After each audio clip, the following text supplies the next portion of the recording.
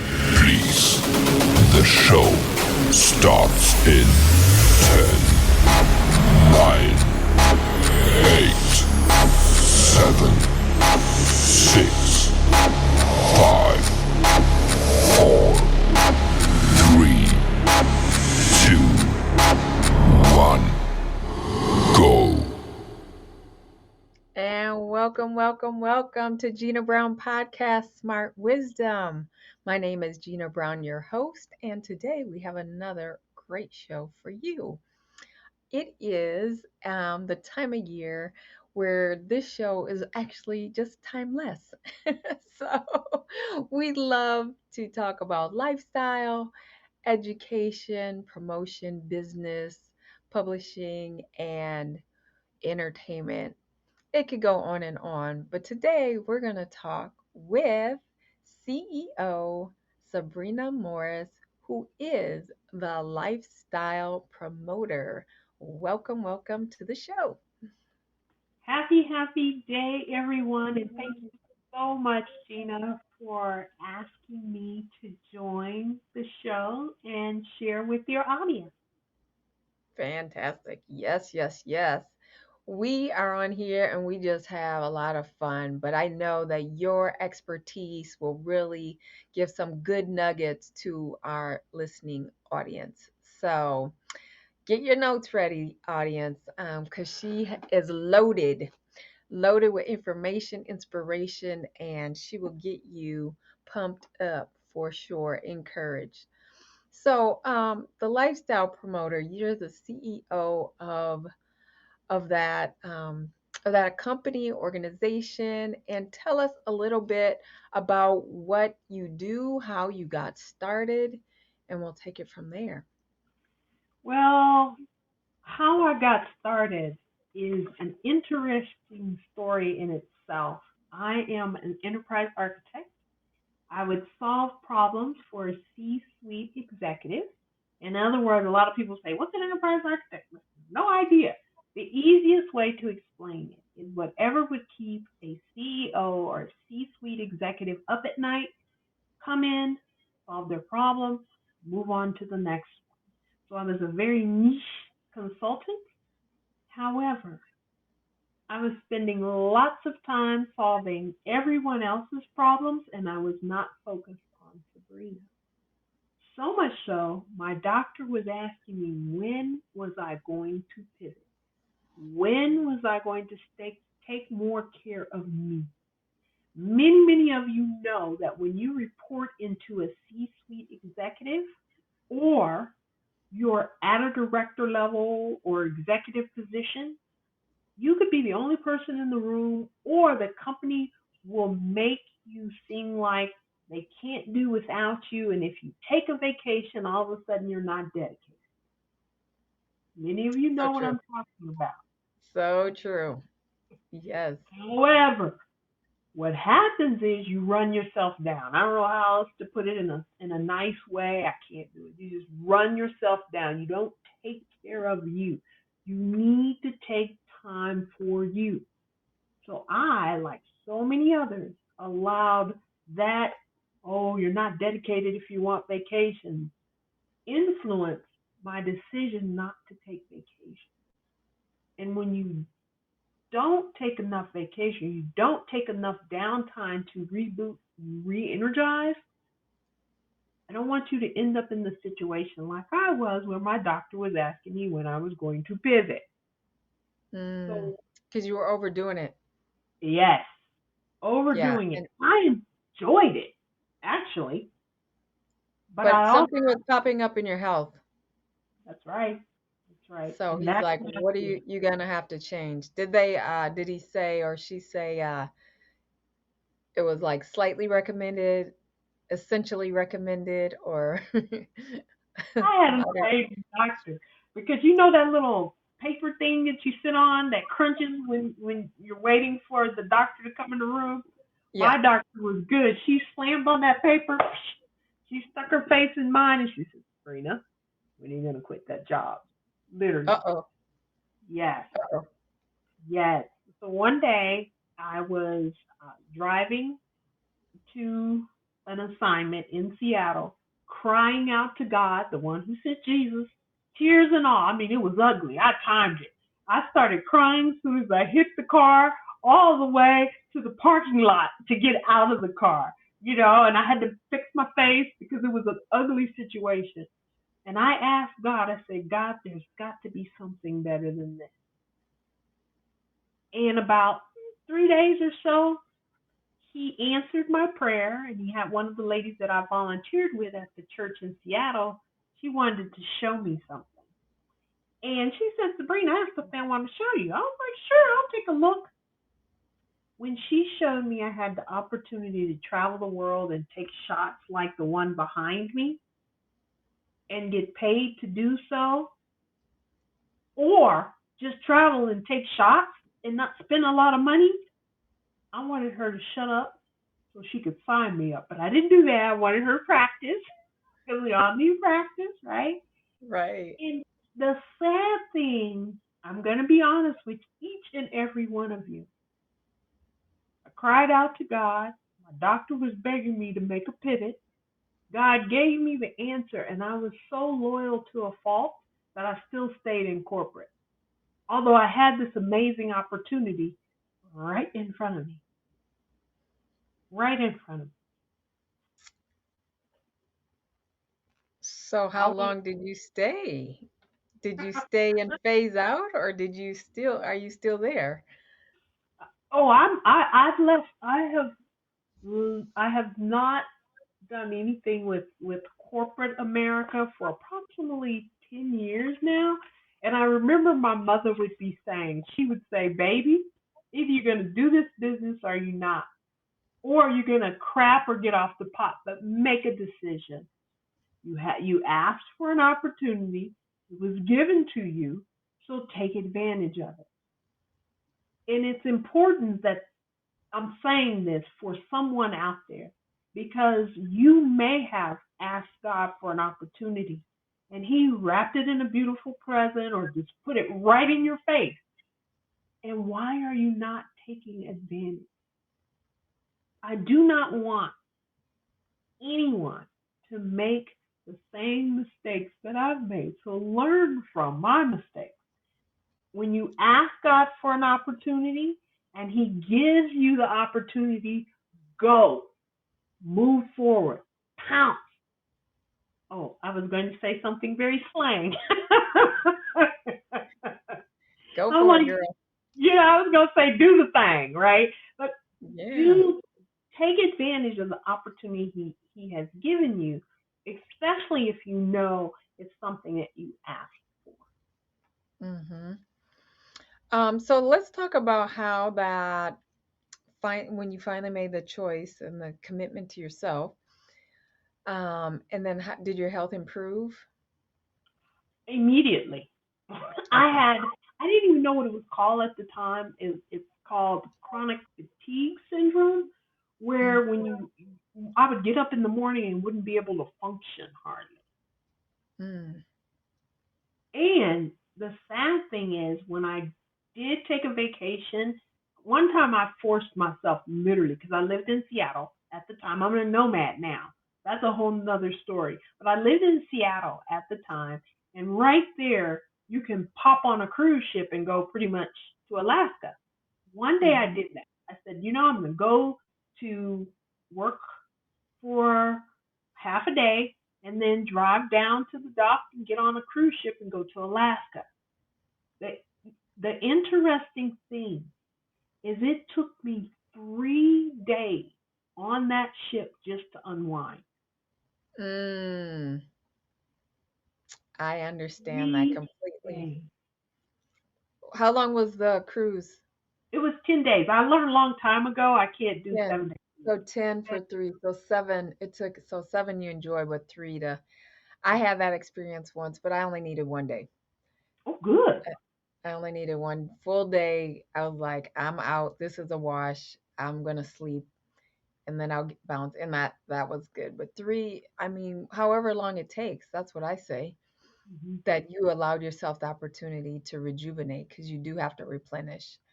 Yes. Yes, Yes. you got to replenish. So that's how you started to become the lifestyle promoter. Yes. Okay, so tell us more about where you are now. Well, now I get to travel the world, take pictures like you'll see on my social media, anything that you see that I've photographed. Most of everything are my shots, unless you see a person in it. See a person in it, probably was borrowed from something else. So now I get to travel. My nomad lifestyle was supposed, and I'm going to put quotes, to kick off in 2020, and we all know how that went, right? So I always tell everybody, don't give up on your dreams, no matter what comes up. You might get sidetracked a little bit, but get right back on focus to what you want to do. So now I'm a nomad, and being a nomad is a it's I can't even talk, right? I can't even get it out. It's a totally different way of living. And if you set yourself up where you can work anywhere in the world, you can play and explore a different backyard every day. So Wow. you get that chance to not you get that chance to unwind. Or if you're a foodie, go to your favorite city, work in the day, explore the food at night. If Right. you, yeah, I mean, there's just so many ways to take advantage when you have that type of flexibility. Mm-hmm. Mm-hmm. So the definition of nomad, because our listening audience may not be so tuned into the term, can you define it? Yes. So that is someone that doesn't have like a physical house that they stay at and do the grind the whole year. So Okay. a nomadic lifestyle is one where, for example, I will book a particular, there are three different types of ways of traveling in the nomadic lifestyle. There's one way where you can get a camper, and I say a camper, I'm talking, it has a dishwasher, a big, Like an RV an camper? RV, yes. Yeah. And they even have it where people will even move your RV from one campsite to the other. Okay. Mm. I'm not doing that right. I thought about doing that, but I'm not doing that right now. So that's one style. One lady that I network with, she does a van lifestyle where she and her husband, they travel in a van. It's not even an RV, and they go from place to place. That's Mm-hmm. one way. Another way, they have different styles of hotels that actually include kitchens and two bedrooms, full two bathrooms. These are nice because you can book them a week at a time, and you can book them back to back. So you can book one of those for, it's like a mini apartment. Think of it that way. You can book a Mm-hmm. mini apartment for a month, and then you go find you a place. Now I wash my clothes in Colorado. Okay, so I'll come back, wash my clothes in Colorado, and hit the next place. Love Many that. of you may like to get behind the wheel and drive. I'm also a driver, so I'll fly or drive, or do a combination thereof. You can get behind the wheel if you know you're not gonna go to sleep or do anything crazy like that. Know yourself. That's all I'm saying.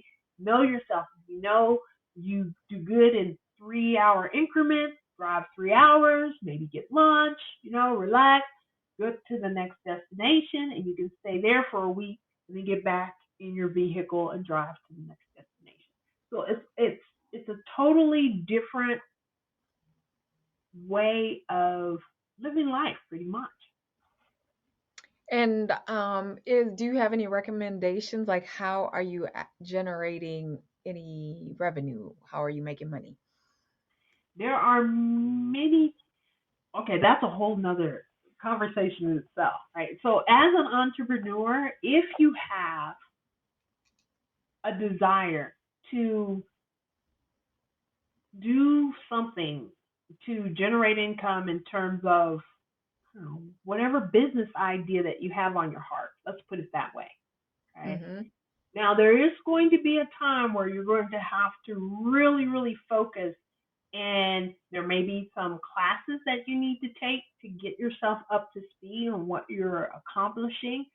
You can Mm-hmm. also start while you work your full time position. Now, I'm not telling anybody quit the job tomorrow. This is not what Spring is saying. I don't want to see, oh, Spring, I quit my job, burned out, I don't have any income. No, I'm not saying that. I'm saying get prepared for what you want to do in the future. I'll give Preparation. you, yes, Yes. preparation. Yes, yes. So, for example, when I worked for corporate, I was always doing other things. A lot of people don't even realize that I invested in real estate. They had no clue at all. Mm. So, and I did that because of my mother. My mother had us hanging sheetrock when I was in middle school. I was What? hanging sheetrock, mudding, taping, painting, and I was like, plastered in all the all the Sheetrock mud, dust. after you sand it down and you have your big old mask on. So I was like, Mother, why am I doing this? She said this. She said, Baby, if you know you don't like mudding and taping, then you can hire somebody to do it. But I guarantee you, they won't tell you it's right when it's not because you know how to do it yourself. That's the kind of person she was. Mm-hmm. So I was Yeah, like, so know the ins and outs before you hire so they can't pull something over on you. That's right. That's right. Mm-hmm. That's Yep. right. So that's where you have the upper hand in a sense because you know how it's supposed to go. Exactly. So let's say, for example, if you want to go into marketing and you do marketing 9 to 5 now and you want to start your own company, as long as you have a do not compete clause or you didn't sign any documents that will prohibit you from exploring getting your own contracts on your own, start develop networking, start getting the word out and do projects on the side, as they say. Start your side hustle early. So that way, when you want to pivot, that 9 to 5 or 8 to 5, many of us work from 8 to 8 or 8 to 7, does not become your only revenue stream. The Mm-hmm. goal is to have more than one revenue stream. Now, I know some of you saying, "Oh my gosh, Sabrina, you just talked about how you don't want to run yourself in the ground, and now you're telling me I need to start working another revenue stream on top of what I'm doing." There is going to be a small period of time in our lives where we may have to work a little bit longer than we planned. This is how I would recommend you do it. Instead of working 8 to 8, sometimes you have to push back and say no. If you're only being paid for 8 hours a day, you may have to just say, you know what, boss, I can't give you an extra, what is that, 4 hours a day, some stupid extra time a week. However, you're used to working that 8 to 8. So I would say do your 7 or 8 hours that you're supposed to do, that you're getting paid, and then spend that extra time instead of giving that time away, give it to yourself so that in the future you may be able to pivot and give more time back to your family. Mm-hmm. Mm-hmm. Build something on the side while you got that revenue coming in, and then you can transition or build up a nest egg or what have you. That's great advice. Great advice. Man, this goes really fast. I told you it does. We do have a few more minutes, but I want to talk a little bit about you're an author, right? Yes, God gave me an opportunity to co-author a book with Matt Morris called Limitless Success. Limitless success. Yes. All right. Limitless success. That's really inspirational and that'll get you really curious. Before you tell us a little about it, where can people get it? You can get it on Amazon. Okay. Limitless Success by Sabrina Morris. Yes. We'll have a description in the a link in the description as you listen to this wonderful podcast. Okay, so what is Limitless? Tell us.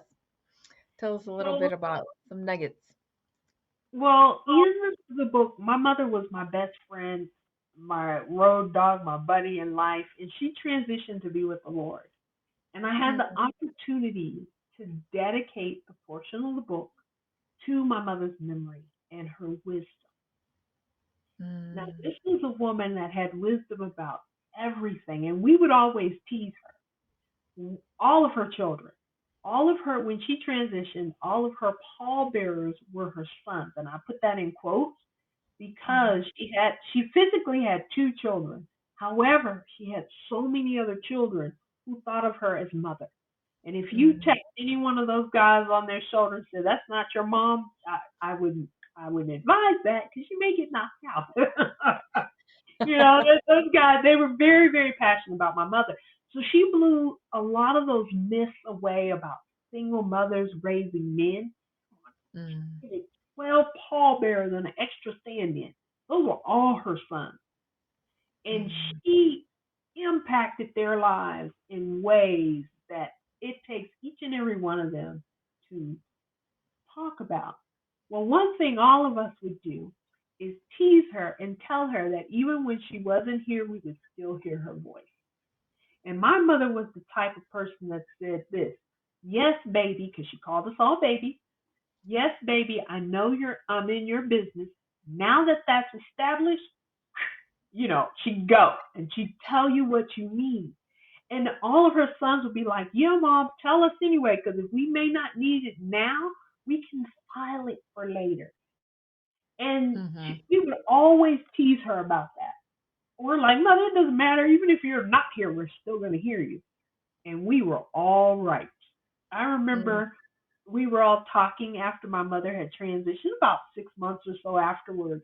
And one of my brothers was saying how he was doing something that my mother would not be happy with.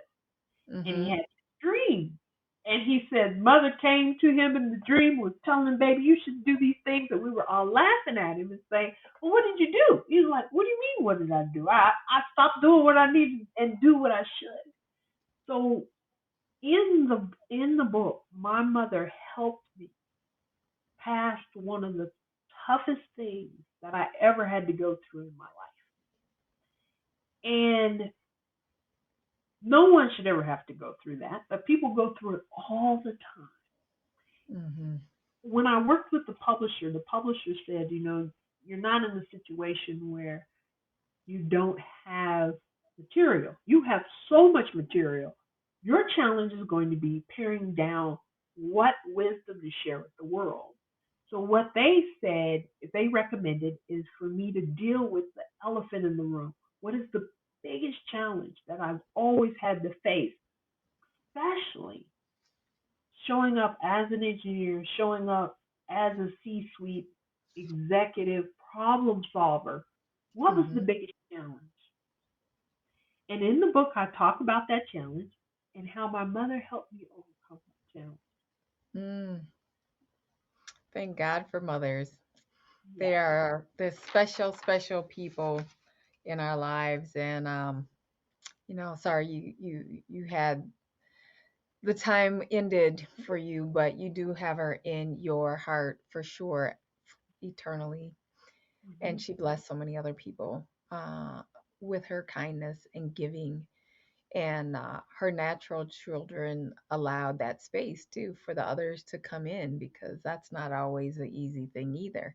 When you share your parent, and you're like, listen, she my mama. Like, get your own, get your own. No, just kidding. But you know what I mean. That everyone was able to have that family environment, um, and that you honor that your mother with your book. And I'm sure there's more books to come. For sure, for sure. She has given us all a gifts, and it's a way to give the legacy, pass the legacy down through the Mhm. family, whether it's storytelling or events or overcoming obstacles or what have you. It's always good to put that stuff in print, and we can encourage just one more person to get through or see it a different way. That's a blessing. Mhm.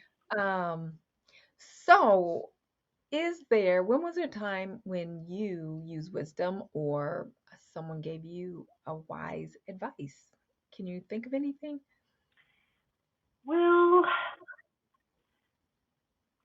if we go back a little, we hit on it just a little bit when my mother said, baby, you need to crap or get off the pot. You're either going to do the business or not. I Hmm. think that was a very pivotal moment because it was in my face. Like you asked, you had an answer. Now you need to make a decision to take action.